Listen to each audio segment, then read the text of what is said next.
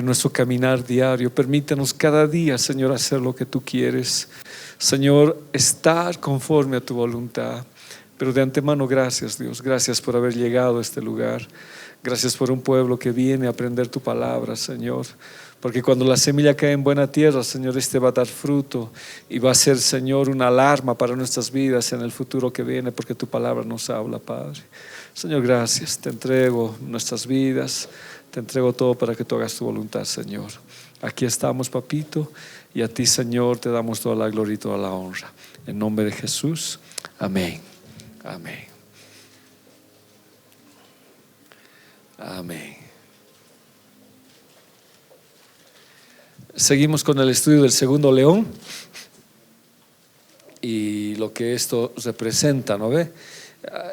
Solamente un pequeñito retroceso, no tan grande, para podernos ubicarnos en el tema. ¿Ya? Y David respondió a Saúl: tu siervo era pastor de las ovejas de su padre, y cuando venía un león o un oso y tomaba algún cordero de la manada, salía yo tras él y le hería y lo libraba de su boca, y si se levantaba contra mí, yo le echaba mano de la quijada y lo hería y lo mataba.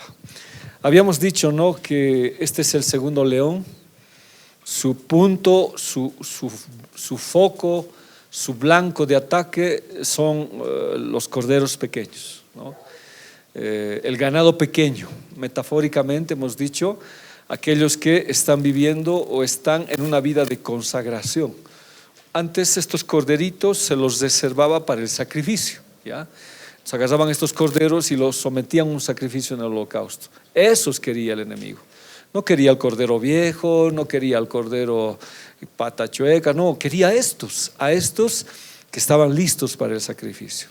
Ahora David dice eso, ¿no? Yo he cuidado, yo he sido pastor de las ovejas de mi padre, ¿no? Yo he agarrado, ahora nuestro papá es Dios.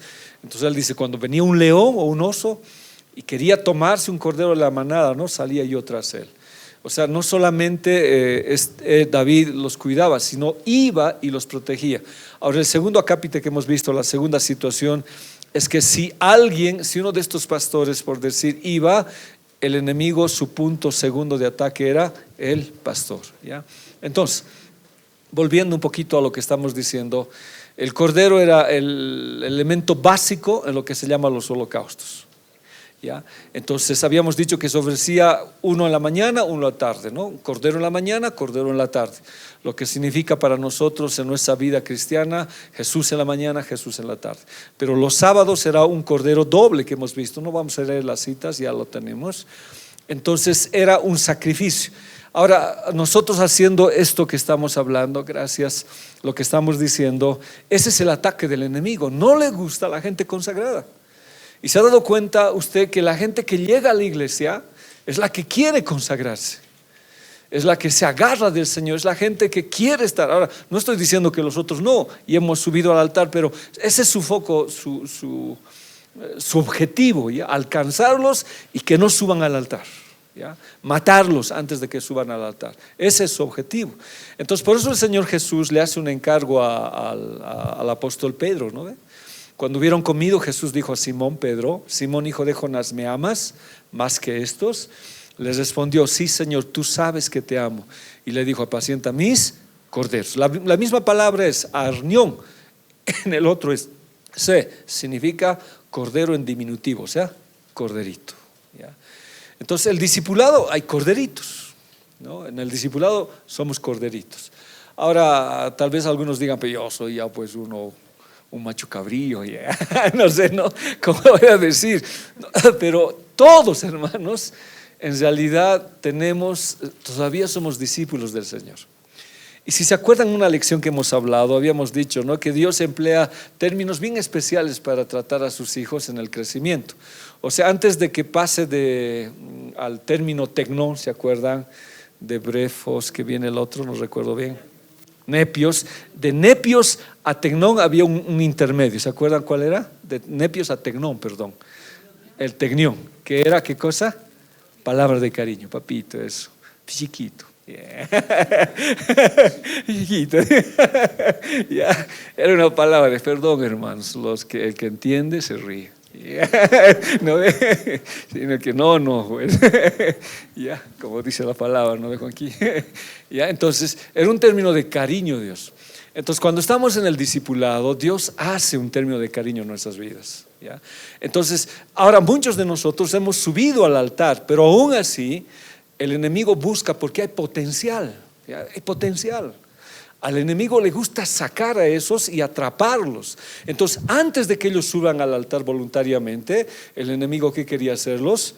Matarlos. ¿Se acuerdan? Perdón. Y esto ya hemos visto la anterior vez. Cuando llegaron al lugar que Dios había dicho, edificó allí Abraham un altar y compuso la leña. Y ató a Isaac su hijo y lo puso en el altar sobre la leña. Y yo les preguntaba, ¿no? En todo el trayecto Isaac pensaba que había un cordero. Siempre pensó que había un cordero. Abraham también, su fe no sé cómo sería, pero sabía que Dios iba a hacer algo. En cambio Isaac no, fue, diremos, en una situación desconocida para él, pero seguro que su papá de alguna manera iba a proveer el cordero. En el trayecto preguntó, en el trayecto le dijo: papá, estoy cargando la leña, ¿y dónde está el cordero? Y que le dijo a su papá: Dios proveerá, hijo. De ahí viene Yahvé Jireh, ¿no? Él proveerá, Él dará. Allá, papá. Y él subió feliz como ayudante de su padre, hasta que al llegar al holocausto, cuando arma Abraham el altar, no había pues cordero. Entonces Isaac pregunta: ¿y papá, y el cordero? Y ahí tiene que decirle: no, tú eres el cordero. Ahora, habíamos dicho, él no escapó, no corrió donde su mami, no hizo ningún alboroto, sino subió voluntariamente al altar. ¿Se acuerdan, no ve? Y fue atado. Este es un corderito. Y de este corderito, por eso se ora en el Dios de Abraham, el Dios de Jacob y el Dios de Isaac. Porque él era un precursor. ¿Se acuerdan que hemos hablado una prédica que di acerca de estos héroes de la fe? Lo que había que hacer, las cosas que teníamos que hacer. De Abraham, que era el padre de la fe. De Jacob, el que luchaba para cambiar las cosas. Y de Isaac, que subió al altar, ¿ya? Entonces Isaac subió al altar. Y esto trajo mucha bendición, porque Dios le dijo: por esta decisión que has hecho, yo voy a bendecir y te voy a dar esta tierra. Pero para tener la bendición de Dios, para ver estas cosas, uno tenía que subir voluntariamente al altar. Ahora, el altar para muchos es de diferente causa o diferente situación. Y voluntariamente subimos. Y me hago atar en el altar. Hemos hablado mucho de esto, me hago atar en el altar. Es subir y morir. Morir a la vida vieja. Decirle: Señor, yo estoy dispuesto a que tú trates mi vida. Señor, estoy dispuesto a consagrarme, porque estos corderos serán para la consagración, para el sacrificio. E Isaac subió. No sé si cerró sus ojos, no lo sé, no sé si lo vio. Cuando yo voy donde la dentista, yo no la veo, no quiero ver lo que me coloca con los ojos hasta que termina. Ready, ya hemos terminado. Ya, recién abro mis ojos, ¿no? No sé si hizo lo mismo, no sé. No sé. Ya, pero él estaba dispuesto a ser sacrificado. Y este tiempo, hermanos, nosotros igual tenemos que estar dispuestos a subir al altar para pagar el precio de servir al Señor.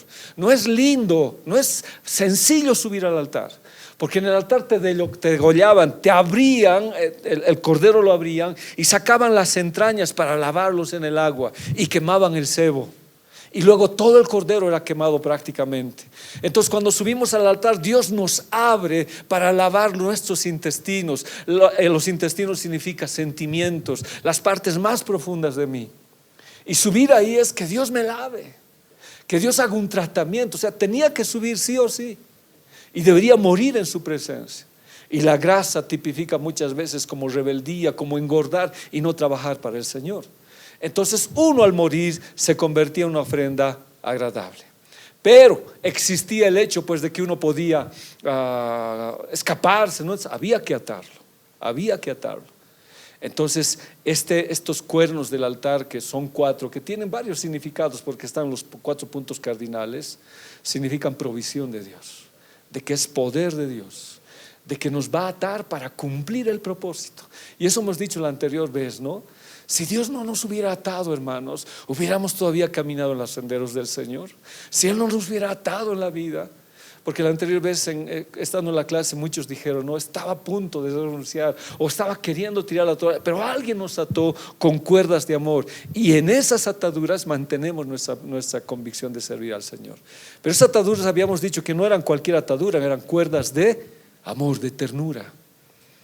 Era como agarrar al niño y ponerle para que no se extravíe. Y Oseas dice, lo puse en mis mejillas para amarlo, dice. No eran cuerdas de tiranía, no eran cuerdas como se hacía al buey para agarrarlo y llevarlo involuntariamente a un destino, al matadero, por decir, sino eran cuerdas para acercarme a Él. Y si no hubiera sido esas cuerdas, hermanos, ¿dónde hubiéramos estado? Y hemos hablado con un profeta, ¿se acuerdan? Que estuvo acostado 340 días, si no recuerdo, al lado derecho, y al lado izquierdo 40, ahorita lo vemos. Pero de verdad uno tenía que estar ahí. Entonces por eso Dios decía, no echen toda vuestra ansiedad sobre Él, porque Él tiene cuidado de nosotros. Entonces aún no sé cuántas veces más tengamos que subir, porque la vida de los patriarcas era altares continuos. Abraham construía un altar cada vez. Noé eran vida de altares. Y nosotros vamos a seguir subiendo a los altares para decirle a Dios, por favor, trata mi vida. Nos trata con la enfermedad, nos trata con la situación X, pero subimos al altar. Y cuando somos atados, no bajamos de ese altar, le servimos al Señor. Más bien, cuando uno sube inapropiadamente, trae un problema. Pero cuando uno sabe y sube voluntariamente al Señor, es como honor, como una ofrenda agradable. Pero si alguien subía de manera inadecuada, dice, no, has de arrancarlo de mi altar para matarlo. No es correcto como sube. Entonces los tratos que Dios ha hecho con nosotros en el altar han sido de verdad de mucha bendición. Ahora, si yo no soy atado en Dios, hay otras cosas que me pueden atar a mí. Y un problema que hemos estudiado en el primer león bien harto es acerca de Sansón, ¿no? Sansón debería ser atado por las cuerdas de amor del Señor. Debería ser atado a Él, debería agarrarse de Él a pesar de todos los errores. Si había fallado con la primera mujer, atado a Dios, Dios lo hubiera traído con sus cuerdas de amor. Pero yo le digo, ¿no? Si no somos atados a Dios, el enemigo también nos ata. Jueces 16:13. Y Dalila dijo a Sansón, hasta ahora me engañas y tratas conmigo con mentiras. Descúbreme pues ahora cómo podrás ser atado. Esto ya no son las cuerdas de amor. Son cuerdas de chantaje, cuerdas de odio, cuerdas de negocio, de querer enriquecerse. Y entonces él dijo, ¿no? Si tejeres 7 guedejas de mi cabeza con la tela y los asegurares con la estaca, entonces seré bien débil, ¿no? Ahora, solamente recordando, la palabra tela es la palabra maseket, que significa trama y urdimbre. ¿Se acuerdan, no? La trama era diagonal, si no recuerdo, y el urdimbre era horizontal, pero así una trama. Entonces Sansón estaba enredado con esta mujer, sus pensamientos eran ella, ¿ya? No había otra cosa más que pensar. Ahora algo bien interesante, hermano, es lo que dice la King James, ¿ya? La Biblia. Yo la he puesto esta Biblia exactamente como dice. No le voy a leer lo que dice en inglés, pero la palabra tela, miren cómo la traduce la King James: the web. ¿No ve? The web. Ahora, si usted no me cree, no sé si tienes la King James, querido. Tienes la King James, pero si no me tiene que creer. ¿Tiene? ¿Te acuerdas? La King James. KJV, si no me acuerdo, es K. O KJ nomás es. KJV, King James Valera, si no recuerdo mal. ¿Hay? ¿Tienes? ¿Está? A ver, vayamos. Para que me digan que no. Pero ahora ponle en el. A pesar igual, está igual, ¿no ve? ¿Qué dice? Ahora ya, yo que soy ignorante en esas cosas, ¿qué es the web? La red, ¿qué más? A ver, los que saben. Internet. Redes sociales. Si la King James la traduce así, yo digo hoy día, entonces ¿cuál sería la Dalila?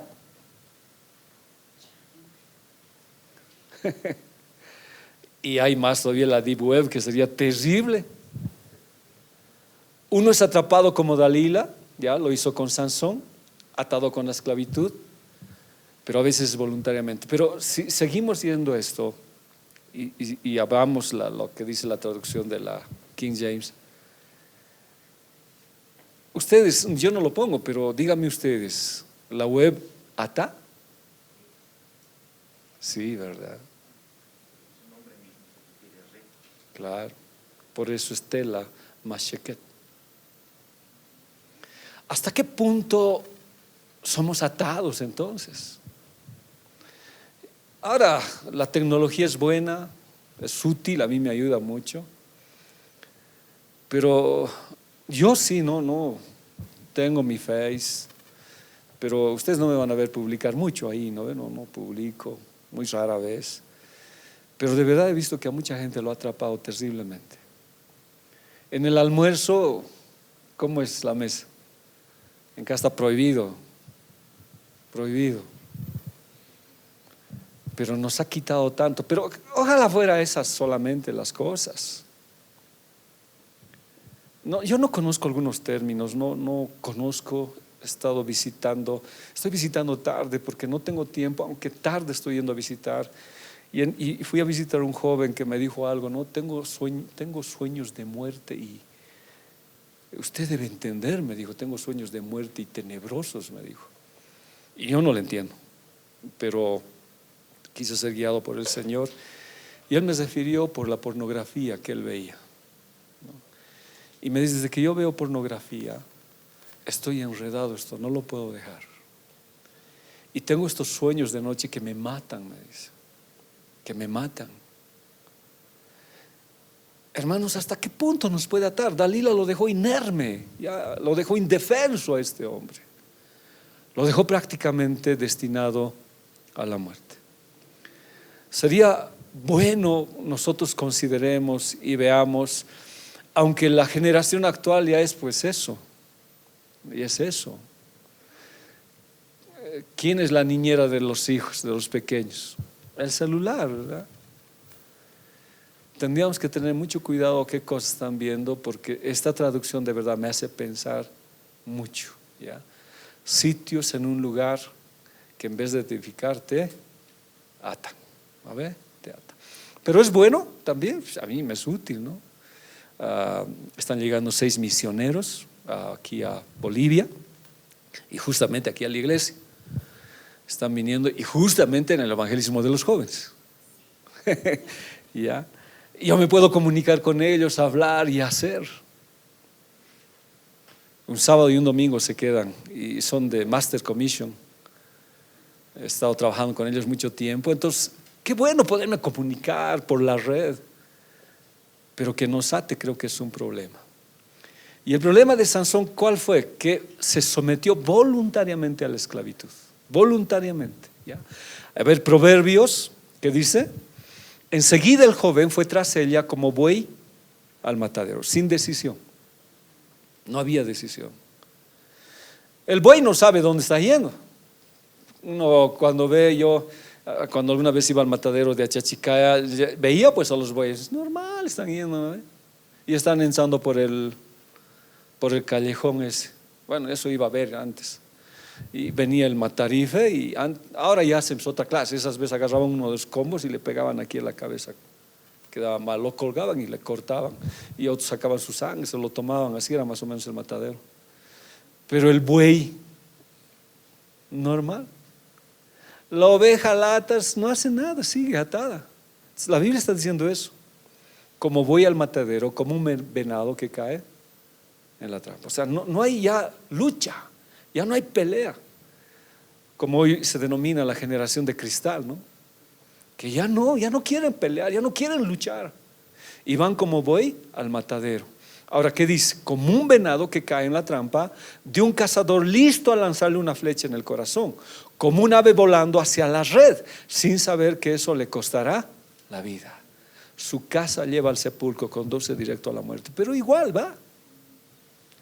Ahora estaríamos hablando de infidelidad. Entonces, la infidelidad es como una atadura, pero ya van voluntariamente. Pero al principio voluntariamente, al final ya es atadura. Ahora, las ataduras es un aspecto bien especial que hemos hablado alguna vez. En procesos de liberación, de orar, etcétera, uno tiene que identificar cuando es una atadura. Empieza por un juego y el enemigo lo agarra con una atadura. Y para saber romper eso uno tiene que estar con el Señor y pedirle al Señor, porque las ataduras pueden ser hasta generacionales, agarrar a nuestros hijos. Y es menester, hermanos, tener cuidado con estas ataduras del mundo. Por eso, ¿qué mejor atadura que la que hemos leído en Oseas, verdad? De estar ahí. ¿Qué dice 2 Crónicas 33:11? Por eso el Señor hizo venir contra ellos a los comandantes del ejército del rey de Asiria, que capturaron a Manasés con garfios, lo ataron con cadenas de bronce y lo llevaron a Babilonia. En Reyes dice que le pusieron cadenas en la nariz, garfios. Y fue la humillación más grande para llevarlo como un buey a Manasés. Aquí yo tengo muchas preguntas. ¿Ya? Primero, ¿quién es Manasés? ¿Alguien se acuerda? ¿Quién es Manasés? Es un rey, ya lógicamente. Pero ¿hijo de quién es? ¿Hijo de quién es Manasés? Sí. Se dice que es el segundo mejor rey después del rey David. ¿Ya? Ahora, veamos un poquito esta situación. Ezequías es el padre de Manasés, el que hizo las reformas, donde vio la gloria de Dios. Cuando enfermó, le clamó al Señor, lloró, y dice que el Dios le añadió 15 años más de vida. Fue un reformador. Según los historiadores y los teólogos, dicen que es el segundo mejor rey en la historia de Israel. ¿Quién sería el primero? David. Entonces, en el área de fidelidad, de entrega, Ezequías era un hombre bien ensegado. ¿Ya? Siendo un rey así, ¿qué pasó con su hijo? O sea, ¿qué sucedió con su hijo? En Segunda Reyes nos habla, dice: el Señor Dios de Israel puso su esperanza. En el Señor Dios de Israel puso su esperanza. Después ni antes de él no hubo otro como él en todos los reyes de Judá. Entonces es uno de los mejores reyes que existen después del rey David, porque se llegó al Señor y no se apartó de él. Guardó los mandamientos que el Señor mandó a Moisés, y el Señor fue con él, y todas las cosas que le seguía, que hacía, le prosperaba. Pero miren lo que pasa con Manasés.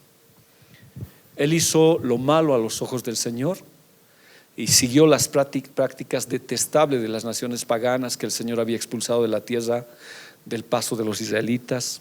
Reconstruyó los santuarios paganos que su padre Ezequías había destruido. Construyó altares para Baal y levantó un poste dedicado al dios de Acera, tal como lo había hecho el rey Acab de Israel. También se inclinó ante todos los poderes de los cielos y les rindió culto. Construyó altares paganos dentro del templo del Señor, el lugar sobre el cual el Señor había dicho: mi nombre permanecerá en Jerusalén para siempre. Construyó estos altares para todos los poderes de los cielos en ambos atrios del templo del Señor. Manasés también sacrificó su propio hijo en el fuego, practicó la hechicería, la adivinación y consultó a los médiums y a los videntes. Hizo cosas perversas a los ojos del Señor y con eso provocó su enojo. Incluso Manasés hizo una imagen tallada de la diosa Acera y la colocó en el templo, en el mismo lugar donde el Señor les había dicho a David y a su hijo Salomón: mi nombre será honrado para siempre en este templo y en Jerusalén, la ciudad que he escogido entre todas las tribus de Israel. Yo quiero trabajar un poco con ustedes. ¡Qué padre! Generalmente dicen, ¿no?, de tal palo, pero esta astilla parece de otro palo. Pero sí, ¿qué pasó? ¿Qué sucedió? Se dice que Manasés, si no me equivoco, a los 12 años fue rey, si no estoy mal. ¿Qué pasó? Su padre es reformador. Su padre hizo cosas, destruyó los altares de Baal, buscó al Señor con todo su corazón. Y perdón, por favor, para volver a leer, dice: el Señor Dios de Israel puso su esperanza en el Señor. Después ni antes de él hubo otro como él en todos los reyes de Judá. Porque se llegó al Señor y no se apartó de él, y guardó los mandamientos que el Señor mandó a Moisés. Y el Señor fue con él, y en todas las cosas que salía, prosperaba. Pero ¿qué pasó? A ver, vayamos a un punto. Siguió las prácticas detestables de las naciones paganas. ¿Qué había hecho? Reconstruyó los santuarios paganos que su padre Ezequías había construido. Levantó el altar de Baal y un poste dedicado a la diosa Sera. ¿Se acuerdan cuál es este poste? Hemos hablado. Es el poste fálico. Es el culto al sexo. Copacabana está lleno de estos símbolos fálicos. Si alguna vez va, lo va a ver, son postes erguidos. ¿Ya? Entonces él no tenía ningún temor. Entonces había sodomismo, había prostitución terribles. Él los reconstruyó. ¿Ya? ¿Qué más? Se inclinó a todos los poderes de los cielos y les rindió culto. A todos los demonios que existían. ¿Ya? ¿Qué más? Construyó altares paganos dentro del templo del Señor. Construyó altares para todos los poderes del cielo en ambos atrios del templo. Y sacrificó a su hijo. Muchos dicen que no fue uno, varios hijos los sacrificó a Moloc y los quemó vivos. Practicó la hechicería, encantamientos, medios, ventriloquía, en eso de los medios que llamaban espíritus, y hablaban como ventrílocos, de ahí viene esa palabra. Hizo tantas cosas perversas, pero la más perversa fue poner a la diosa Sera donde estaba el arca del pacto. Ahora la pregunta es, ¿por qué? Yo quisiera que me ayuden, ¿por qué? ¿Qué pasó? ¿Qué sucedió? Aplicando la lección que nosotros ya tenemos, porque ya tenemos un indicio. ¿Cuántos años tenía Manasés? 12 años cuando subió al reino. Si aplicamos la lección, entonces ¿cuál es el problema? Era un corderito. ¿Y qué le faltaba entonces? ¿Qué le faltaba? ¿Qué ha pasado? Hay una estadística, hermanos, que el mayor problema de los pastores son sus hijos. Por eso hay campamentos de hijos pastores. Sí, al menos nosotros donde hemos estado en Castillo, en Máster, harto trabajan con los hijos de pastores. ¿Por qué? ¿Por qué? Pero a todos atacan, ¿no ve? ¿Dónde está el error? ¿Será? Puede ser, ¿no? Porque imagínense, ¿no? Que siendo yo pastor y mi hijo así. Ahora sé que en una edad ellos toman una decisión, cierto. Pero cuán importante es instruirlos en las cosas del Señor. Hay ciertas cosas aquí. Por ejemplo, Manasés no tenía, cuando Ezequías se enfermó, ¿lo tenía Manasés? No. Cuando él oró, Dios le alargó la vida, recién nació Manasés. Recién. Ahora, dicen muchas veces, ¿no? Dios sabe por qué se lleva a los hijos. Otros dicen, no sé, yo no sé, hermanos.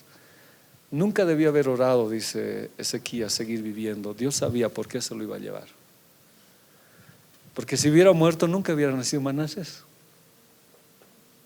Ahora, como les digo, yo no puedo hablar mucho de esto porque es un tema que está en la soberanía de Dios. Pero él de verdad tuvo 15 años más de vida y ahí nació Manasés. Y dice que fue el peor rey de Israel que existió. Inclusive al profeta Isaías se cuenta, la tradición dice que lo metió en un tronco hueco y ahí le cortó con una sierra en dos. ¿Ya? Era terrible este Manasés. Aunque cuando Dios lo castiga, él ora y Dios lo perdona también, ¿no ve? Es cuando uno lee la historia. Pero resulta, hermanos, que este rey, cuando Dios le dio vida, yo ya no le puedo decir, está en la Biblia, usted tiene que leerlo. Cuando Dios le dio vida, dice que se desvió de las cosas de Dios. Se enalteció su corazón, porque, a ver, vamos a recordar un poquito esto, ¿ya? Bueno, no está aquí, les recuerdo solamente yo.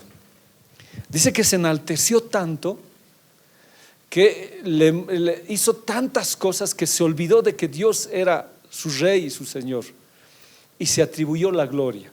Es más, cuando tuvo la sanidad, él habló, pareciera, de su sanidad, olvidando que Dios era el que había sanado. O sea, ¿qué quiero decir con esto? No puedo descuidar mi vida espiritual, aún tengo un hijo después, no puedo descuidar mi vida espiritual. Fue el mejor rey, uno de los mejores reyes que existen, el segundo después del rey David, pero que en la vejez él descuidó su vida espiritual. Ahora, ¿se acuerdan que hemos hecho una lección? Para la Biblia, viejo no es lo mismo que anciano, ni anciano es lo mismo que viejo. ¿Se acuerdan, no ve? Para la Biblia, ¿qué es el viejo?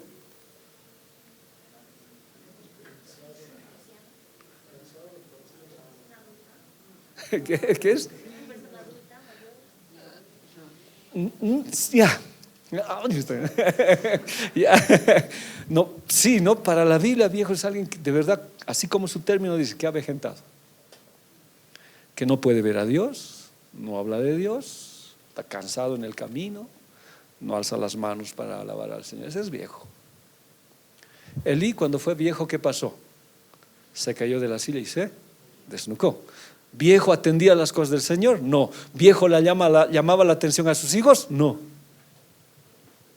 Por eso dicen, pues no, el padre cría, el abuelo malcría, dicen, no, se dice pues así. Porque dice, cuando es padre agarra a su hijo, pues, grave, pero cuando es abuelo, todo le da, como es Juanqui. Todo le da, dice, ¿no ve? No sé, yo todavía no soy. Pero lo que estoy diciendo es que perdió la capacidad Elí de poder sujetar. ¿Y sus hijos qué hacían? Se metían con mujeres en el templo, porque era viejo.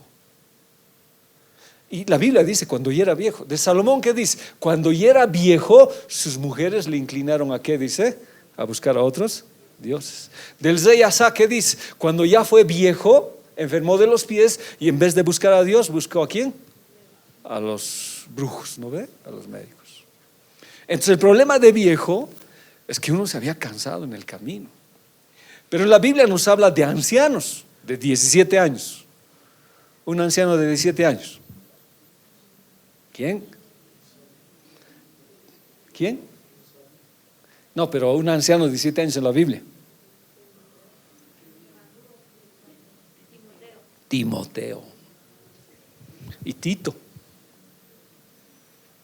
17, 19 años. Delegados apostólicos. Entonces, en cambio el anciano, era lo que ella me decía, no es alguien maduro a pesar de la edad. Por eso la iglesia del Nuevo Testamento, se dejaba ancianos en la iglesia. El gobierno era de ancianos y constituían ancianos, porque ellos eran los que en madurez dirigían la iglesia. Entonces hagamos esto. Si yo soy viejo en mi casa, ¿qué pasa? Es un descuido, hermanos, porque estoy cansado ya. Estoy cansado ya. Que haga lo que sea, ya, ¿qué me importa? Ya, que se case con quien sea la misma, ya. ¿Qué importa? Ya, estoy cansado. Es que a veces hablamos así. Los papás ya estamos cansados, que se casen ya. Pero si fuéramos ancianos, seguimos orando por ellos, seguimos clamando por ellos. Porque el viejo pierde, porque dice que Elí ya no veía, ya no se escuchaba la voz de Dios, dice una vez, era escasa. ¿Quién escuchó? Samuel. Él ya no escuchaba y se hacía loco de lo que sus hijos hacían. Tenía autoridad para reñirles, no, hijitos, ¿cómo puedes con mujeres? No, así era él. El ser viejo era un problema, pero el ser anciano, no. ¿Qué pasó con Ezequías? Perdió esa vitalidad en el camino. Miren, a los que somos papás, no tendremos a envejecer, por favor. Como la Biblia dice, no No obstante esto, no importa que sea viejo, lo interior se renueva día a día. Porque si me canso, si me canso en la iglesia, es que ya no se puede. Entonces parece que Ezequías se cansó, nació su hijo, se descuidó y falleció. Y a los 12 años no pudo Manasés tener todo el ejemplo. Escuchó, pero lo vio a su padre languidecer. Y es ahí entra pues el león que ataca a los corderos. Y miren de toda la doctrina tan buena que debía tener Manasés, ¿a qué extremos ha llegado? Terribles. En recomendación para nosotros los papás y recomendación para los timoteos y las timoteas: no se cansen y se envejezcan. Hoy los jóvenes son bien viejos, ¿no ve? Sí, bien cansados andan pues, más que los mayores. No se envejezcan, no envejezcan, por favor. Dice que la fuerza de la iglesia son los jóvenes, pero si están cansados, ¿qué vas a hacer? Es un problema existente. Entonces Manasés heredó lo que nunca debía heredar y fue atado por un descuido que existe. Vuelvo a reiterar, y perdón por favor, aunque con uñas y dientes nos agarraremos del Señor y siempre seamos ancianos para Él y peleemos las batallas, porque se dan cuenta, por más que seas el mejor pastor del mundo, si te agotas, puedes traer un problema a tu familia. Porque el enemigo está al acecho.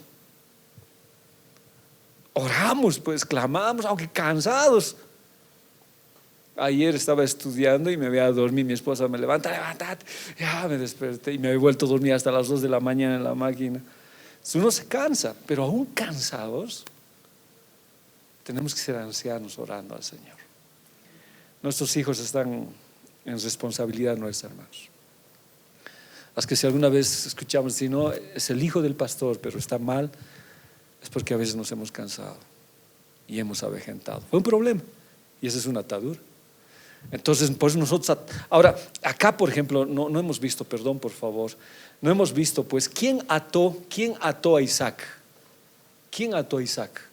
Si volvemos a esa lección, ¿quién ató a Isaac? ¿Quién ató a Isaac? Abraham, pues su papá. No, perdón por retroceder, por favor. ¿Quién ató a Isaac? Isaac subió voluntariamente al altar, pero ¿quién ató a Isaac? Su papá. Entonces, ¿qué debo hacer yo? Seguir atando a mis hijos, pues. Ellos suben voluntariamente al altar, pero necesitan ser atados, como Dios lo hizo con ese profeta. ¿Qué profeta fue el que se echó de un lado? Sí, Ezequiel también, ¿no ve? ¿Sí? ¿Estamos bien? ¿No ve? Haz una plancha, le dice. Si Dios no lo hubiera atado, no hubiera aguantado. Entonces necesitamos seguirlo atándolos. Ahora, tampoco es como una brujería, no así, sino en el sentido de las promesas del Señor. Atarlos. Ellos han subido al altar, pero el altar no es fácil. Ya nosotros viejos ya entendemos pues los problemas que hay en la iglesia, aguantamos, pero para un joven nuevo que sube al altar es bien difícil. Son golpes. De pronto te ves con la realidad. No todos los hermanos habían sido así pues bien chéveres, ¿no ve? Y ya ves cosas negativas y te quieres bajar del altar. Pero ahí está tu papá que te está atando. No, gracias al Señor, ahí está. Entonces, es algo que debemos hacer. Su papá le siguió atando y eso es importante, ¿no? Entonces, este Manasés, ese fue su error, ¿no? De su padre que estamos diciendo. Ahora, no estamos haciendo un estudio exhaustivo porque como no podríamos alcanzar estas ataduras que existen. Entonces, uno tiene que decidir en cuál atadura está. Esta es otra atadura que a mí me llama mucho la atención. Salmo 116:3. La muerte me envolvió en sus cuerdas. ¿pueden volver la muerte con cuerdas? ¿Qué dicen? Sí. ¿Por qué la gente se suicida? Porque la gente quiere morir. Los tesoros de la tumba se apoderaron de mí. Lo único que veía era dificultad y dolor. Entonces invoqué el nombre del Señor, por favor, sálvame. O sea, hay problemas, hermanos. Problemas que nos pueden llevar. Son dos casos ya que existen de dos jovencitas. Una en Río Bajo, ¿se acuerdan? Que se llama el lugar, Palomar, Guayhuasi. ¿No ve? Que la violaron. ¿Y desde qué tiempo? Y al final, y todavía un padre y su hijo. Yo siempre que bajo a Huaricana escucho comentar lo que hablan, pero él había sido así, así. Pero la situación esta, ¿qué decisión tomó esta jovencita? Suicidarse. Y hay otro caso que recién se ha presentado donde en Tarija. La misma situación. Y dejó una carta a la señorita, no sé desde cuántos, desde los 6 años la violaban, creo.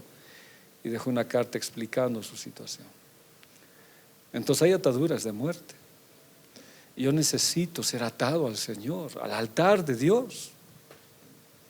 Uno a veces recuerda y dice, ¿no? ¿Cómo ha vivido? ¿No? Yo a veces digo, no quiero recordar, ¿no? A veces pienso, yo recién medito ahora, ¿qué me ha pasado? Digo, ¿cómo he podido arrojarme de un cerro? O sea, ¿qué me ha sucedido? ¿Cómo me he arrojado al tren? Ahora yo pienso, digo, ¿qué ha pasado en mi vida? ¿Cómo me he entregado al auto? Ahí estaba Dios, para mí estaba Dios. Yo no estuviera predicando acá. Eran ataduras de muerte. La muerte a mí me ha perseguido durante mucho tiempo. Si no era Dios que me libraba, entonces la situación era terrible. David peleó toda su vida con osos, con leones, con gigantes, con el endemoniado Saúl. Pero la peor batalla que él sostuvo fue con la muerte, el rey David. Hay un salmo, si está aquí, yo lo tengo, el Salmo 86:13, dice: llegó a una situación tan crítica que solo el Señor lo libró de estas ataduras de muerte. A ver, leeremos el Salmo 86:13. Porque muy grande es tu amor por mí, me has rescatado de las profundidades de la muerte. O sea, son casos extremos que tal vez no podamos verlo en la iglesia, tal vez no estamos viendo esa situación, pero son lazos, hermanos, ataduras de muerte. Pero David sabía y dice que fue tan grave esta situación que el Señor los rescató de la muerte misma. De la muerte misma. No me ha vuelto a atacar más esto a mí desde que he entregado mi vida al Señor, pero que es bien horrible, hermanos, horrible vivir queriendo morir. Ataduras de muerte. Entonces son cosas que el enemigo agarra. ¿Pero a quiénes? A los corderos, a los que van a subir al altar, a aquellos que van a sacrificar su vida de entrega al Señor. Es un ataque terrible. Por eso David cuidaba a los corderitos, los cuidaba porque eran potencial. Ahora esta es otra atadura, ¿ya? Eclesiastés 7:26, mire lo que dice: he hallado más amarga que la muerte a la mujer cuyo corazón es lazos y redes y sus manos ligaduras. El que agrada a Dios escapará de ella, mas el pecador quedará en ella preso. ¿Cuántos matrimonios hoy hay o relaciones sentimentales de pareja que no pueden librarse? Que están atados. Una relación extramarital de un hombre y de una mujer que se meta con otros, son ataduras. Y por más que quiera dejarlos, no pueden dejarlos. Inclusive es más amargo que la muerte, pero conviven con esa situación. Viven en eso, ¿ya? Dice que sus manos son como ataduras que existen. Hasta llegan al matrimonio, pero esto es pues feo, horrible. Y ya con todo lo que hemos hablado en la lección del primer león, Sansón se equivocó pues terriblemente y cayó en estas ataduras. Estoy haciendo, diremos, una antítesis a las otras ataduras que hemos hablado de Dios. El enemigo también tiene ataduras. Ahora hay otras ataduras, lo que nos habla Lucas 13:16, que estoy hablando a grandes rasgos. Y esta hija de Abraham que Satanás había atado 18 años. 6, 6, 6, la suma 18. Una enfermedad. Y algo que dice Dios es no se debía desatar de esta ligadura en el día de reposo? No teníamos. Ahora era una hija de Abraham, o sea, era una hija de la fe, pero estaba atada dentro de la congregación mismo, dentro de lo que es el contexto de conocer al Señor. Entonces esto puede mostrarnos que muchas veces como hijos de Dios podemos ser atados a algunas cosas, pero el deseo de Dios es que seamos libres de estas ataduras. Por eso yo prefiero estar atado en el altar de Dios, que me aten al altar de Dios, que Dios con sus cuerdas de amor me aten. Entonces el deseo de Dios es desatarnos, sí o sí. Ahora, ¿quiénes son atados? Los corderos para el sacrificio, los corderitos. Pero eso es en buen sentido. Pero también Satanás los despoja para atarlos en el mundo. Ahora, Dios siempre quiere que las ataduras sean desatadas. Entonces, Mateo 16:19 dice: te daré las llaves del reino de los cielos. Todo lo que ates en la tierra quedará atado en el cielo, y todo lo que desates en la tierra quedará desatado en el cielo. Es bueno perdonar. Es bueno desatar aquí para que Dios también desate con nosotros. Es muy importante, hermanos.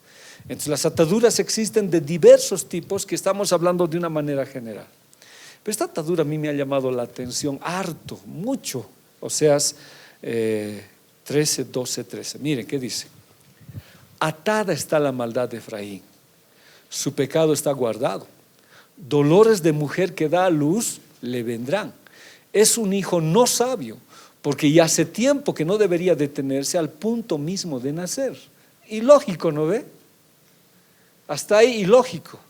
A ver, lo leeremos en la versión Nuevo Pueblo. La culpa de Efraín está registrada, está archivado su pecado. Cuando su madre estaba con dolores, fue criatura torpe, que no se puso a tiempo en posición para salir del vientre. Eso está bien. ¿Es correcto? A ver, los doctores, ayúdenme, las doctoras. ¿Es correcto? ¿Está bien? ¿Un bebé puede ser torpe para no nacer y no querer nacer? ¿Por qué está diciendo? La culpa de Efraín está registrada. Me habla de Efraín. Está archivado su pecado. O sea, hay algo que está registrado, dice Dios, por este problema que Efraín cometió. ¿Cuál es? Cuando su madre estaba con dolores, fue criatura torpe, que no se puso a tiempo en posición para salir de su vientre. ¿Es así, Arlet? ¿Está bien la Biblia o qué me quiere decir? A ver, ayúdenme. Este es un bebé que está en el vientre materno que es torpe.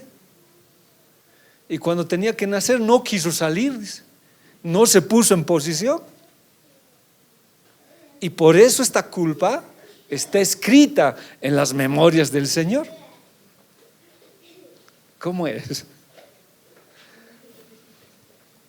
No tiene sentido para nosotros. O sea, cuando estabas en el vientre así, medio torpe eras. Ay, a ver.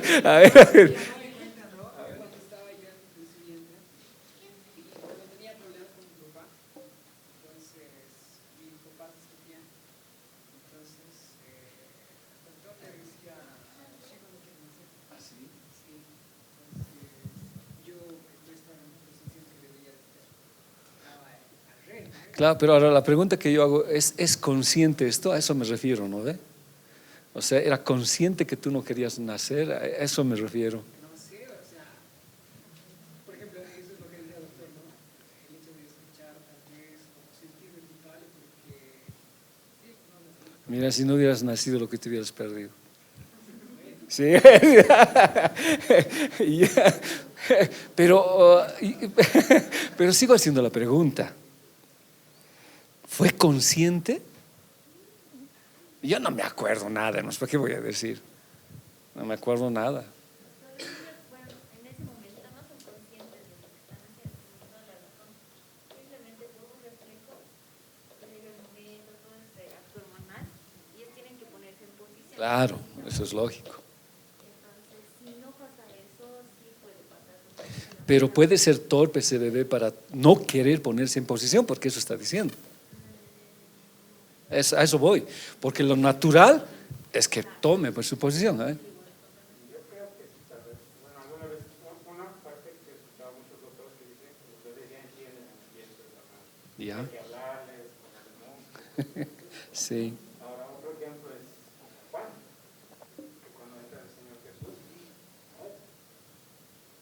Es lleno del Espíritu Santo, dice Noé.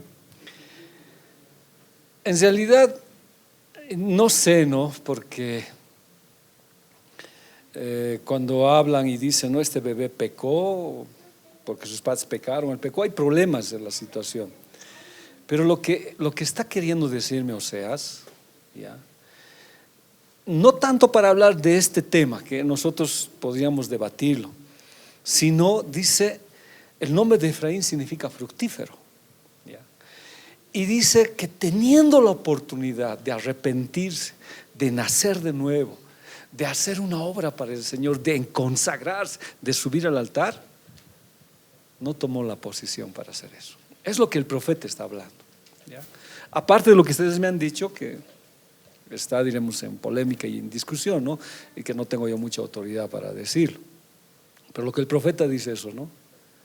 ¿Cómo puede ser que teniendo la oportunidad para nacer de nuevo, para servir al Señor, para trabajar por Él, y cuando la iglesia está ya a punto con dolores para que tú nazcas o en el ambiente donde están, te comportes torpemente y no te pongas en posición para salir del vientre? Eso pasó con Efraín y dice que Dios los registró eso. Ahora, nosotros tenemos oportunidades pues de servicio. El estar trabajando no es una oportunidad de servicio. Ahora, y nosotros ya sabemos que subir al altar es pues un sacrificio, tenemos que ser atados. Pero negarse es algo que está apuntado por el Señor. Y somos criaturas torpes. Y a mí me llama harto la atención, ¿no?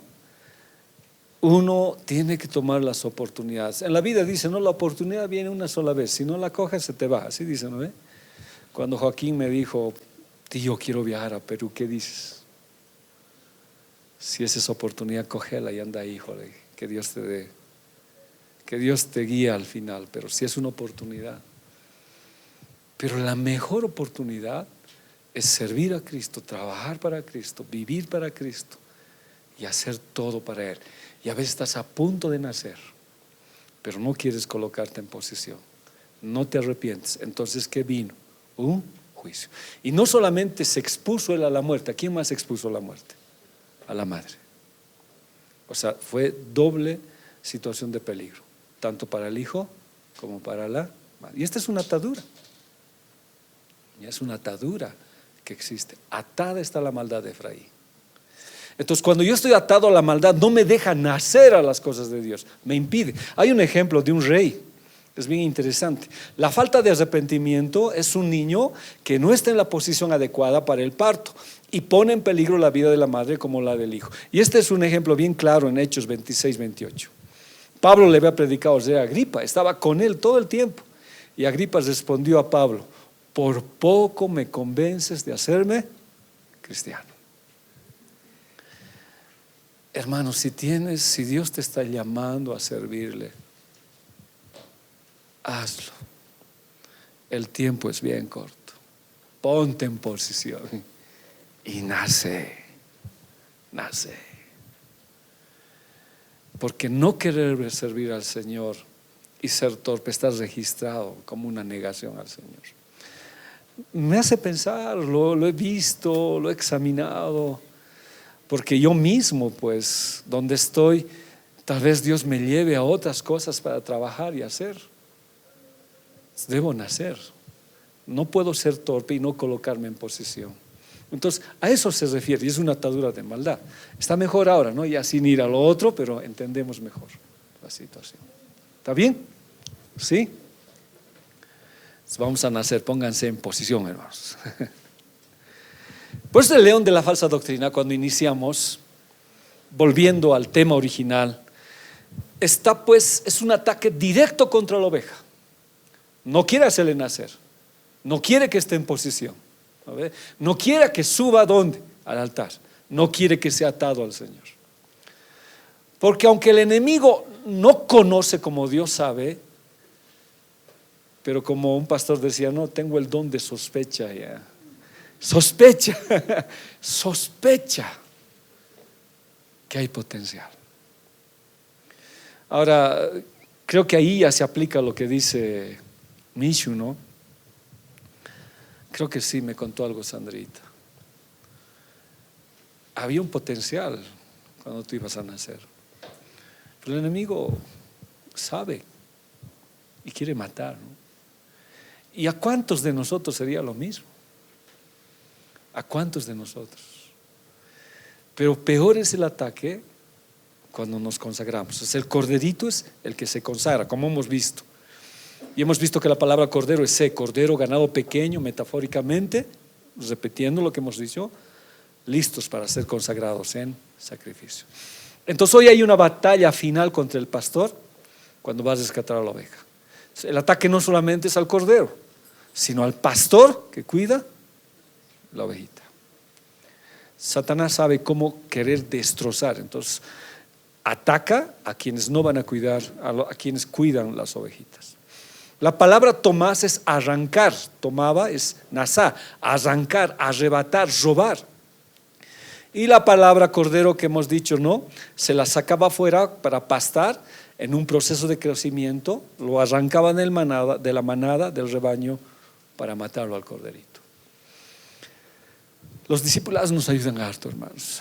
Nos ayudan a entender, a comprender y a crecer. Ahora, ¿se acuerdan? También hemos hablado de esto.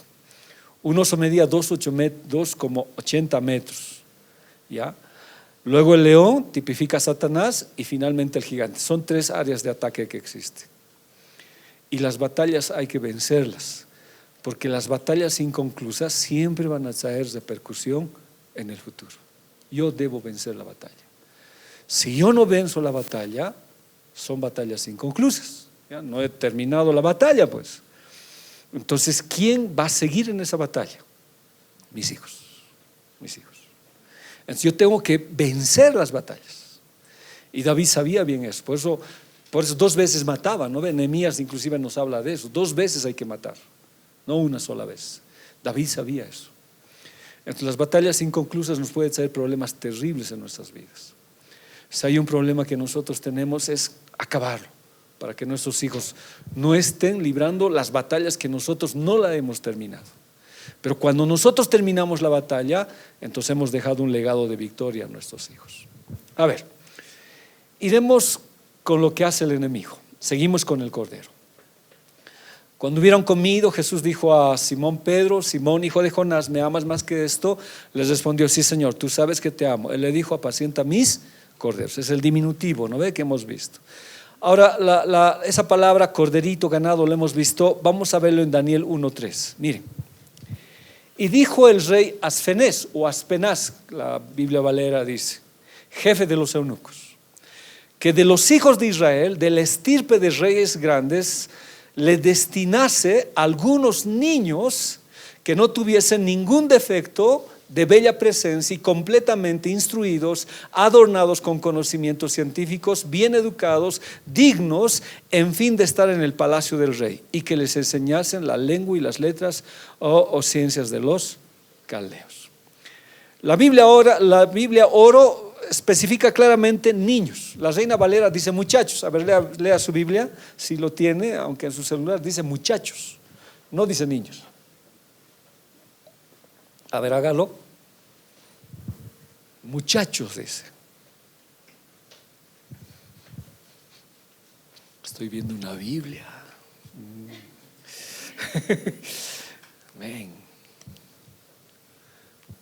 Daniel 1:3. Si lo tienes leído.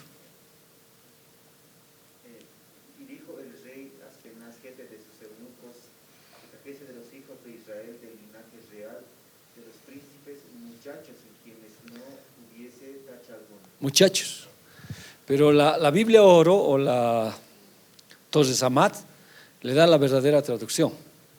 Algunos niños. Ahora eso hay que entrar al hebreo, ¿no? La palabra en la Valera dice muchacho, es yeled, pero su traducción dice niño, polluelo.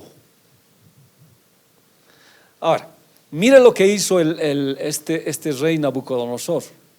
Y dijo al rey Aspenaz o Asfenés, jefe de los eunucos, que de los hijos de Israel, de la estirpe de sus reyes y grandes, le destinase a algunos niños. ¿Por qué? Ahora, ¿se acuerda cuando Faraón le dijo a Moisés, anda vos, pero me lo dejas a quiénes? A los niños. Se cree más o menos que era una edad de entre los 12 y 14 años. Ahora, le hago una pregunta. Por favor, trabaje conmigo ya un poquito más. ¿En qué edad los colocamos nosotros? En la que conocemos. O sea, ¿qué etapa de su vida están de 12 a 14 años? Adolescentes. ¿Qué características tienen? A ver, dígame usted. Véalo. No la que usted conoce. Estos.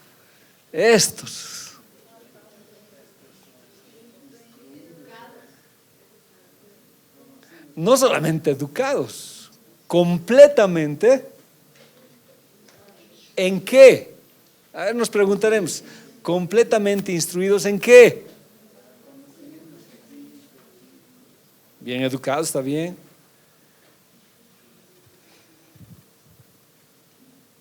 No era cualquier tipo de adolescentes. Primero tenían dignidad real, de estirpe y completa. Alguien léamelo, la Reina Valera, la misma. ¿Te lo has guardado? Ya. O si alguien lo tiene, le gana a Leo. Sí, el mismo. Reina Valera, ¿no ve? A ver. Y dijo el rey a Aspenaz, jefe de sus eunucos, que trajese de los hijos de Israel, del linaje real de los príncipes, muchachos en quienes no hubiese tacha alguna, de buen parecer, enseñados en toda sabiduría, sabios en ciencia y de buen entendimiento, e idóneos para estar en el palacio del rey, y que les enseñase las letras y la lengua de los cadetes. Aquí, ¿qué características tienen los adolescentes? Sabios, de buen entendimiento. ¿Qué más, Arlet? Idóneos. ¿Qué quiere decir idóneo? No, ¿sabe qué? Esa palabra es una palabra que nosotros hemos aprendido, que significa fuerza de Dios. Coaj. Ahí te lo vamos a ver. El coaj de Dios. No parece, ¿no es cierto? Porque los adolescentes no tienen estas características siempre. Es difícil. O sea, los instruyeron. ¿Quiénes? Los judíos, sus padres. A pesar que estaban yendo a la batalla, cuando yo leía esto, Daniel y sus amigos, ya haciendo estudio y la lógica que empleamos, ¿no? Daniel, antes de que ya le sometieran al reino, ya él había decidido no contaminarse. ¿Ya? Él ya había decidido. Caminaron como 800 kilómetros a esa edad, adolescentes, de linaje real. Estos jóvenes eran el futuro brillante de Judá, pero fueron sometidos a prueba en su inteligencia. O sea, ¿cómo? Aquí en la Biblia dice, ¿no ve? ¿Qué hizo? ¿Dónde está? Destinarse. O sea, ¿cómo sabían que eran inteligentes? ¿Cómo sabían que eran sabios? ¿Cuál sería la forma de saber que eran inteligentes y sabios? ¿Cómo haríamos? ¿Un test? ¿Una evaluación? ¿Cómo se haría?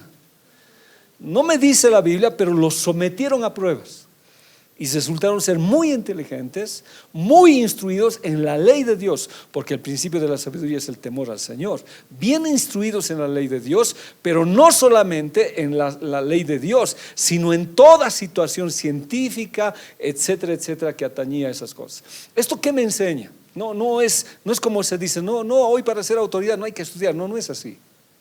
Aquí eran hombres que estudiaban. Era gente que estudiaba. En la Biblia, hombres intelectuales, ¿quiénes son? Intelectuales, que son autores de la Biblia. Pablo, intelectual. Lucas, médico. ¿Otros? ¿Quién? De Juan no tengo muchas referencias, pero cuando hablo de intelectual, hablo de gente que de verdad estaba metido en estas ciencias. Daniel, sí, porque no solamente se supo lo que había en su tierra, ¿no? Instruido. Cuando fue a Babilonia fue un alumno excelente, 10 veces mejor que todos era. Entonces, cuando alguien dice, no, la iglesia es para los ignorantes, la Biblia es para los ignorantes, aquí vemos que no es así como dice. Ahora, Dios en su libre potestad también sabe, ¿no ve? Ahora, algo que me ha hecho pensar, hermanos, es esto. Yo les quiero hacer pensar también a ustedes. Dice que Aspenaz, jefe de los eunucos, era jefe de los eunucos. Generalmente los gobernadores, los reyes, tenían su harem. Entonces, para que no hubiera problemas con un hombre que entraran, lo castraban, pues. Entonces se podía entrar fácilmente al palacio del rey y donde sus mujeres y atenderlas y ser amigo del rey, consejero del rey. Entonces este es Aspenaz, jefe de los eunucos. O sea que en el reino de Nabucodonosor había eunucos. Ahora, ¿qué dice la Biblia? Que dice que estos los eligió a estos jóvenes. Muchos opinan, yo la primera vez que he estudiado, que castraron a los jóvenes.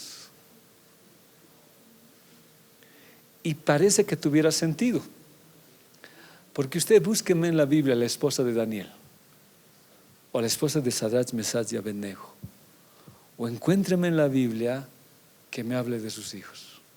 No hay, no existe, no se dice. Ni que cuando Daniel estaba gobernante no se habla de su esposa, no hay. Ahora, como les dije, es la posibilidad existente. Ahora, pero bíblicamente sería bueno para ellos, no si hablamos, pero es terrible. Ahora hay una palabra en Isaías que dice 39:7: de tus hijos que saldrán de ti y que habrás engendrado, tomarán y serán eunucos en el palacio del rey de Babilonia. Ahora, como les dije, hay una parte que dice que sí, otra parte que no, y otras lo dejan así. Pero si hubiera sido así, hermanos, ¿a qué situaciones los sometieron a Daniel y a estos jóvenes? Y siendo muchachitos, en adolescencia, ¿qué decidieron? Daniel, ¿qué decidió? No contaminarse con la comida del rey. Qué manera de educar a los adolescentes, ¿no? Qué manera. Ahora era una humillación, porque en veterinaria dicen eso, ¿no ve? Cuando se castra un animal lo hacen más dócil, dicen, ¿no? Y engorda más. Dicen eso. Pero ¿qué buscaban con estos jóvenes? ¿Hacerlos dóciles al imperio babilónico? Además, ¿iban a hacer las tareas normales? ¿Se iban a someter al rey sin ningún problema? La humillación más grave era que no iban a tener ni esposa, ni familia, ni descendencia. Pero aún a pesar de todas estas situaciones, estos jóvenes decidieron servir al Señor. Así subieron al altar, corderitos. Ahora, pero yo sigo preguntando, ¿qué es lo que les hizo tomar esta determinación? Ahí sigue también escrito. ¿Qué les hizo tomar esta determinación a estos jovencitos? De 12 a 14 años. Ahora, no fueron todos, solamente la Biblia me habla de 4. A ver, leamos. Esta ya tengo, la Reina Valera. Dijo al rey Aspenaz, jefe de sus eunucos, que trajese de los hijos de Israel, del linaje real de los príncipes, muchachos en quien no hubiese tacha alguna, de buen parecer, enseñados. Ahora yo pregunto, ¿dónde estaba el éxito para que estos jóvenes tomaran esa decisión? Discipulado, discipulado, discipulado. ¿Cuántos años tenían que ser discipulados por los babilonios? 3 años. 3 años. ¿Cuántos años Jesús discipuló a sus apóstoles? 3 años. Pero ni los 3 años que le metieron les cambió su convicción de servir al Señor. Entonces el discipulado nos ayuda. Enseñados en toda sabiduría. A ver, veremos algunas palabras. Con esto vamos a terminar, ¿ya? Si bien el Señor puede usar a quien sea, Él es soberano, ¿ya? Usó a Nehemías, que es copero, a Pedro, que eran pescadores, ¿ya? Pero también usó gente intelectual, ¿no? Usó gente intelectual. Y aquí vemos a 4 jóvenes plenamente instruidos. A ver, desarrollaremos esas palabras. La palabra enseñados es sakal, significa inteligente, sabio, que presta atención. Fueron jóvenes totalmente instruidos en las cosas del Señor. Pero ¿qué más? Sabiduría, Jokmá, ciencia, entendimiento, inteligencia. Jokmá es el conocimiento y la capacidad, habilidad de tomar las decisiones correctas en el momento oportuno. Ese discipulado que les dieron, cuando los llevaron al palacio, les dio la capacidad de tomar una decisión correcta. El discipulado nos ayuda a tomar las decisiones correctas, porque no sé si se han dado cuenta, pues yo a diario lo vivo eso. Cuando tú has leído la Biblia, cuando tienes un problema, la palabra viene a tu cabeza. Viene, el Espíritu Santo te recuerda. Y tomas una decisión correcta en el momento oportuno. Entonces, cuando fueron sometidos a comer, tomaron una decisión correcta, porque el Jokmá estaba con ellos. La sabiduría, la inteligencia, el entendimiento. Y estoy hablando de adolescentes de 12 a 14 años. Eran sabios, yadá. Entendían, comprendían, conocían quién era su Dios. Y nada les iba a cambiar su deseo. Por eso, no sé, entre adolescentes habrán hablado en el camino. Y parece que Daniel era el que comandaba. Y él les dijo, aunque nos maten, ¿qué hacemos? Vamos a servirle al Señor. No, y ya ellos estaban decididos. Pero ¿producto de qué? De un discipulado, de una enseñanza a sus vidas. Entonces, ellos, ¿de quién eran presos? ¿De quién era? ¿Quién estaba queriendo atacarlos? El segundo león. El segundo león. Ellos iban a subir al altar. La palabra aquí ahora dice, ¿no? Idóneos. A ver, para que me crean, búscamelo. Idóneos. Porque hace rato Micho decía idóneos, pues de una pareja, pero no es ese idóneo, ¿ya? No es otro idóneo. A ver, lo veremos. Pero si alguien se recuerda, la palabra koaj es fortaleza, es poder, capacidad, aptitud, capacidad de hacer algo, ¿no? Capacidad de emprendimiento, capacidad de desarrollarse en algo. Hemos hablado del koaj bien harto de Dios. Y que Dios derramó su koaj en varias personas en la Biblia para emprender negocios, para sacarlos adelante. ¿Ya? Y dice, ¿no? Este koaj de Dios les dio la capacidad mental, inclusive de aprender los conocimientos babilónicos y discernirlos. No los cambiaron. Les enseñaron pues magia, hechicería, leer en el hígado. O sea, ellos no podían salirse de las clases, tenían que estar en las clases. Pero ellos tenían discernimiento y capacidad para enfrentar todo eso. ¿Lo tienes? A ver, ¿qué dice? Ahí está, koaj. A ver, agrandalo, por favor. Koaj. ¿No ve? Firmeza, vigor, fortaleza. Desde hace rato no podemos ponerle el otro a este. Hay que cargarle el otro diccionario que dice, ¿no? Capacidad productiva, capacidad de hacer algo. Miren, estos jóvenes no los cambiaron. Si siguiéramos estudiando, no los cambiaron. Entonces ahora podemos entender por qué Daniel y sus amigos ya decidieron ser firmes en su fe y convicción ya antes de salir de Judá prisioneros. Y lo fueron con el koaj de Dios. Eran adolescentes, pero con decisión. Qué lindo, hermanos. Qué bello. Adolescentes con decisión. Y veremos la última cita bíblica. ¿Ya? ¿Qué dice? En todo asunto de sabiduría e inteligencia que el rey consultó, los halló 10 veces mejor que todos los magos y astrólogos que había en todo su reino. ¿Qué clase? Es que tiene que ser así. Hoy no tenemos pues en Bolivia, ¿no?, una universidad cristiana que sea accesible. La que tenemos en Sucre, hay otro en Santa Cruz, pero no es tan accesible, ¿no? No es tan fácil. Las pensiones, etcétera, etcétera. Los colegios cristianos son pocos, pero ¿cuestan o no cuestan? Entonces, algunos pueden, pero los demás, ¿qué hacemos? Tenemos que meternos en lo que es nomás, pues. Y ahí tienen que avanzar nomás lo que se tiene que avanzar. No hay otra. No te puedes salir de una clase. Si te sales de una clase, ¿qué pasa? Yo soy cristiano, no voy a pasar esa clase de profesores. ¿Qué pasa? ¿Qué sucedería?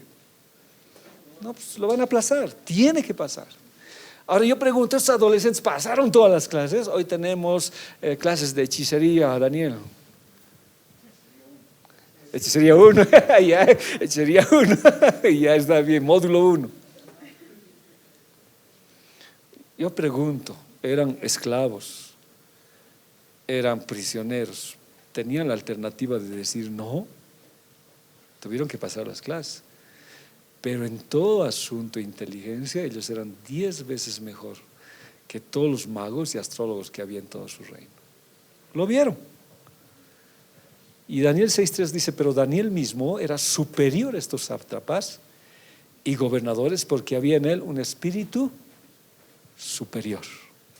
Y el rey pensó en ponerlo sobre todo él. Entonces, no podemos temer, o sea, sé que el tiempo es difícil, yo entiendo. No es como yo tal vez en mis tiempos, ahora es peor. Ahora, entonces, con más fuerza, ¿qué tenemos que hacer? Atar a nuestros hijos en el altar. Porque ahora, el primer año de la universidad ya son revolucionarios. Tengo una pregunta, pastor, aquí ya otras ideas ya tienen, bueno, ya han cambiado totalmente. Hay un joven que me sometió a un examen con preguntas, pero terribles de la universidad. Y le contesté uno por uno. Ay, pastor, usted sabe, ya, no, pero tenemos que tener la capacidad. Pero tan rápido nos sacan de nuestra convicción. Estoy hablando de 12 a 14 años. No les cambiaron. Como decía, hechicería 1, encantamiento 2. No sé qué clases habrán pasado. Astrología, videncia, encantamiento. Porque los caldeos eran los mejores de eso. A nosotros hemos aprendido, pues. ¿Se acuerdan? Hemos aprendido. ¿Quién se volvió más bien docente de estos babilonios? ¿Se acuerdan? Hemos hablado. Daniel. Porque ¿cómo los caldeos sabían que Jesús iba a nacer por medio de una estrella? ¿Quién les instruyó? Daniel, pues. Porque los reyes magos, ¿de dónde eran? De Oriente, caldeos. Entonces, alguien cambió el escenario en la propia Babilonia. Entonces, ¿puedes transformar tú la universidad? ¿Puedes transformar tu colegio? ¿O el lugar donde trabajas? Sí, se puede hacer. Ahora, no será tal vez algo espectacular como Daniel, pero en el círculo donde nos movemos podemos estar así. El día domingo viene a predicar otro pastor, muy buen pastor. Les invito, es solo una reunión que tenemos el domingo. Yo, analizando un poquito mi vida, he visto que varios siervos que yo los conozco y son parte de mi juventud, son mis amigos de colegio. No me di cuenta porque yo lo hice sin ese asunto tal vez de ver, pero gran mayoría de ellos les he comentado del Señor en clases y en colegio. No lo habré hecho bien, pero muchos de ellos, de mis compañeros de colegio, sirven al Señor. Ahora, como le dije, no ha sido todo el colegio, pero se puede cambiar. Se puede cambiar. Y aquí lo hemos visto. Vas a ser 10 veces mejor porque tienes el coaj de Dios. Pero necesitamos orar por ellos. Porque en el altar van a quererse escapar, pues. Necesitamos atarlos con cuerdas de amor a seguir. Y aún hasta viejos no tenemos este problema, porque en todo lado nos meten. Ya la próxima clase vamos a avanzar al sistema babilónico y lo que es lo mismo ahora, que está queriendo cambiar la educación y hacer que los corderos nos suban al altar y sirvan a Nabucodonosor, a Babilonia. Y vamos a hablar de las 7 Babilonias de la Biblia, ¿ya? O sea, 7 Babilonias que atacan a los corderitos. La próxima clase. Amén, hermanos. Por favor, correcciones, a veces suelo equivocarme. Preguntas, Dios mediante las puedo responder, o algún comentario que enriquezca la lección.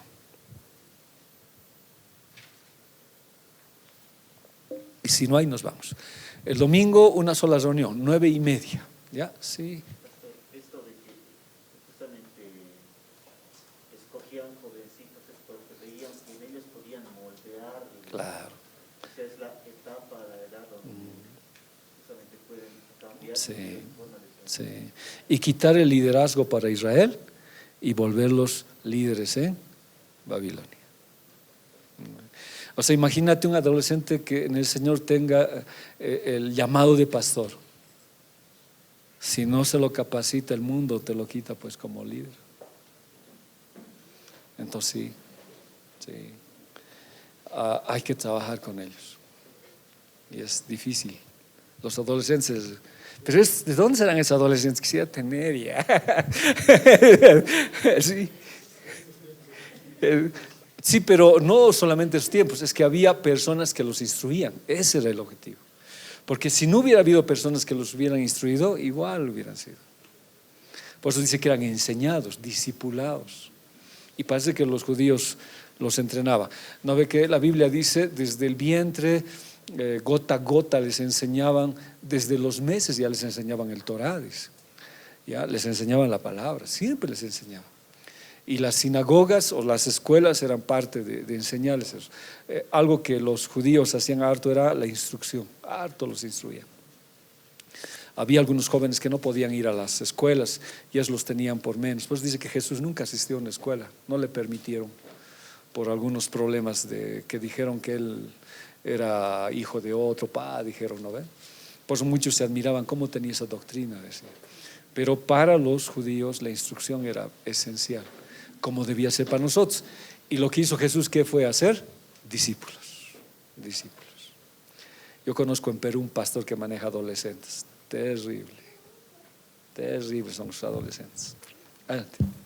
Creo que también, digamos, es como que una abierta en la escuela dominical mismo, ¿no? Porque a veces hay muchas escuelas donde es más el entretenerlos, y justamente en esta edad que es tan crucial, ¿no? Sí. Terminan de estudiar y terminan más. Sí, no, sí. Dios nos ayude, Joaquín. Más que todo, digamos, hay obviamente que es la edad, pero en el lado espiritual, cuando una persona es mayor ya de edad, como que empieza a conocer al Señor, pero en la palabra dice, empiezan a nutrirse con leche, que es la palabra del Señor. Entonces, en el lado espiritual también existe una adolescencia. Sí, sí. Lo hemos estudiado con el hijo pródigo, no sé si recuerdas. Todas las etapas de crecimiento. Sí, sí, se la puede aplicar. Sí, se puede aplicar. Sí, aunque no literalmente así, pero sí se puede aplicar. Porque existe una adolescencia espiritual. Hay, como que se quieren desbancar, irse, existe. Aunque no tácitamente como lo otro, pero sí hay a veces. Porque son etapas de crecimiento. Jesús a sus 12 años ya hizo su bar mitzvah, ¿no? No sé si te acuerdas. Ya fue a leer el rollo del libro. Y ahí le dijo ya a su papá, ¿por qué me buscabas? Sabían que debía ser el negocio de mi padre. ¿Cuál era el negocio? La cruz. Ese es mi negocio. Entonces, ellos ya sabían. Entonces hay un momento que en madurez nosotros tenemos que saber cuál es el negocio. Yo sé cuál es mi negocio. Es la cruz. Sigue siendo la cruz, ¿no? Sigue siendo la cruz. Pero sí, se puede hacer. Amén. Cerramos, ¿verdad? Sí, hermano Teo. Pastor, perdón.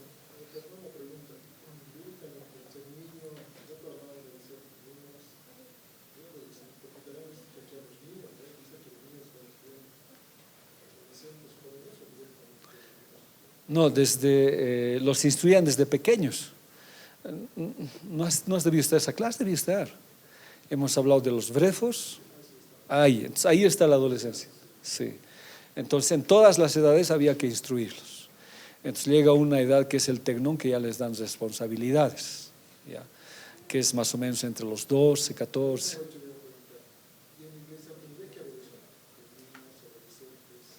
¿Espiritualmente o literalmente?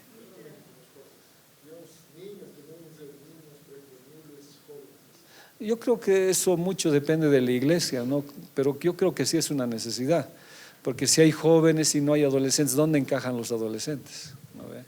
Debería haber. Entonces sí, no, yo más bien es una necesidad existente, debería haber. Pastor, buenas noches. Leyendo lo que compartió, yo recuerdo algo tal vez que pueda hacer memoria. En la universidad, harto compartiendo muchos versos. Y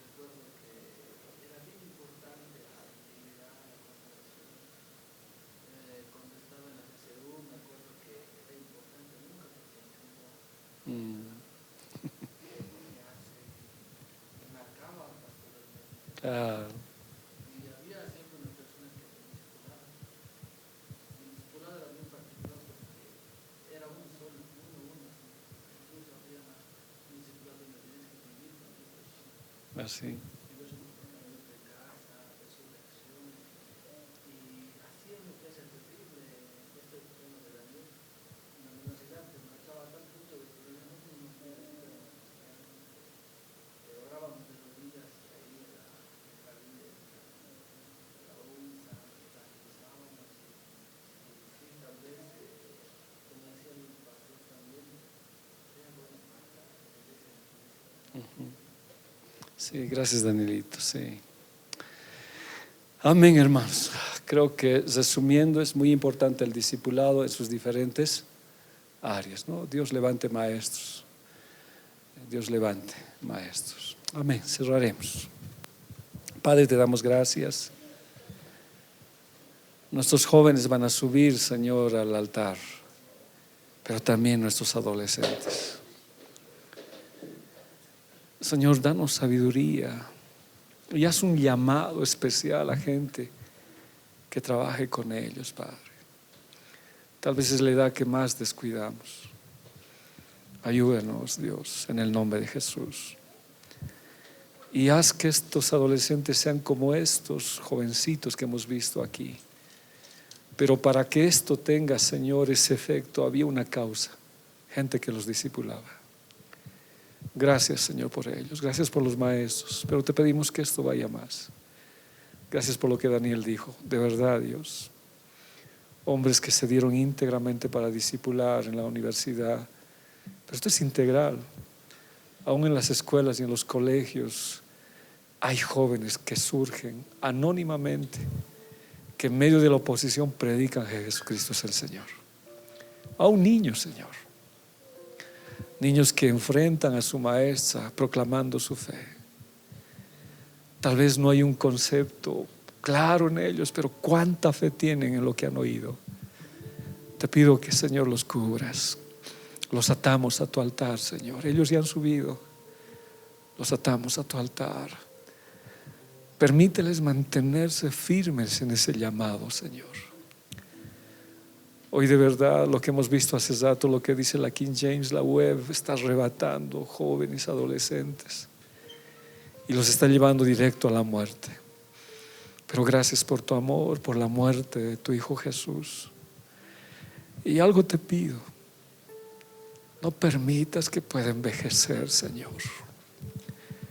Permíteme orar siempre por la familia, por los hijos, por la iglesia, por los jóvenes.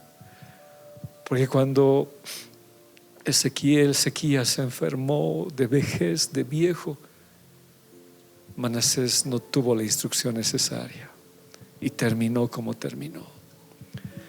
Permítenos ser ancianos maduros que, Señor, como el águila nos rejuvenezcamos, levantemos alas para seguir luchando por lo que nos has dado.